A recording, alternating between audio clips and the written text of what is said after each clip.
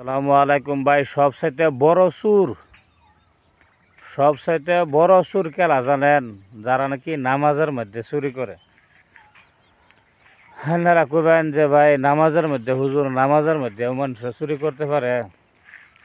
ভাই, নামাজের মধ্যেও চুরি হয়, নামাজের মধ্যেও চুরি হয়ে যায়। আমরা চুরি নামাজের মধ্যেও করি। তা হুজুর পাক সাল্লাল্লাহু আলাইহি ওয়াসাল্লামে যে সময় কইছে যে সবচাইতে নিকৃষ্টতম সবচাইতে খারাপ সুর হইতেছে যেনারা নাকি নামাজের মধ্যে চুরি করে। তা আমরার মনে মধ্যে যেরকম একটা প্রশ্ন জাগে যে মানুষ নামাজের মধ্যে কীভাবে চুরি করব, নামাজের মধ্যে চুরি কি করব। তো এরকমভাবে সাহাবারার মনের মধ্যেও একটা এরকম প্রশ্ন আইছিল। হুজুর পাক সাল্লাল্লাহু আলাইহি সাল্লাম সাহাবাদের সম্মুখে যে সময় বলছিল, তখন সাহাবায়ে কেরাম রিজওয়ানুল্লাহি আলাইহিম আজমাইন তেনারাও হুজুর পাক সাল্লাল্লাহু আলাইহি ওয়াসাল্লামকে জিজ্ঞাসা কইরা বইল যে হুজুর, আমাদের বুঝে আসে নাই, আমরা বুঝতে পারিনি যে নামাজের মধ্যে মানুষে কিভাবে চুরি করে, নামাজের মধ্যে মানুষে কিভাবে চুরি করব, এই কথা আমাদের বুঝে আসে নাই। হুজুর পাক সাল্লাল্লাহু আলাইহি সাল্লাম তখন বললেন, হে সাহাবারা, হ্যাঁ, নামাজের মধ্যেও চুরি হয়। আর নামাজের মধ্যে যে চুরি হয় এটাই সবচাইতে খারাপ চুরি, এটাই নিকৃষ্টতম চুরি, এটাই সবচাইতে বড় ধরনের চুরি। আর নামাজের মধ্যে চুরি হইতেছে রুকু সেজদা ঠিক মতনে না করা। ভাই, রুকু আর সেজদা ঠিক মতনে না করা।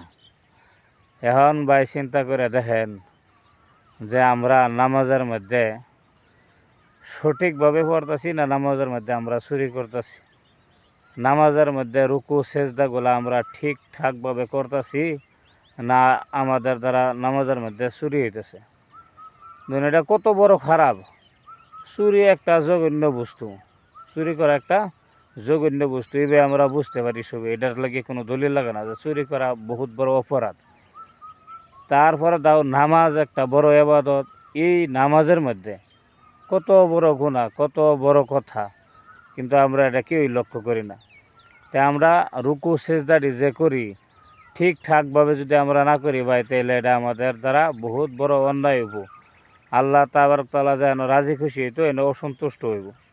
তো ভাই, নামাজের মধ্যে রুকু সিজদাটি আমরা ভালো মতনে করবার লাগে সবই চেষ্টা করাম। যারা নামাজ পড়ি, নামাজের মধ্যে রুকুর মধ্যে জাহেরিয়া আমরা ভালো মতনে তসবিহগুলো আদায় করতাম।